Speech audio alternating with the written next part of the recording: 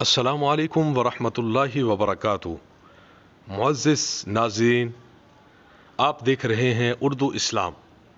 حضرت انس رضی اللہ تعالی عنہ سے روایت ہے کہ حضرت صلی اللہ علیہ وآلہ وسلم کے اصحاب میں سے دو شخص عباد بن بشیر رضی اللہ تعالی عنہ اور دوسرے میں سمجھتا ہوں اسید بن حضیر رضی اللہ تعالی عنہ تھے۔ اندھیری رات میں حضرت صلی اللہ علیہ وآلہ وسلم کے پاس سے نکلے اپنے گھر جانے کو۔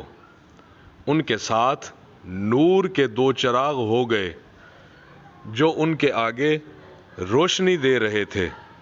جب وہ ایک دوسرے سے جدا ہوئے تو ہر ایک کے ساتھ ایک ایک چراغ رہ گیا جو گھر تک ساتھ رہا۔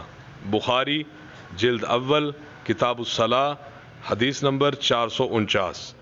معزز ناظرین و سامعین، اگر آپ کو ہماری یہ ویڈیو پسند آئی ہے تو ویڈیو کو لائک کر کے ہماری حوصلہ افزائی کر دیں، چینل کو سبسکرائب کر کے گھنٹی کے نشان کو ضرور دبا دیں اور کمنٹ باکس میں اپنی قیمتی رائے سے آگاہ کیجیے۔ شکریہ۔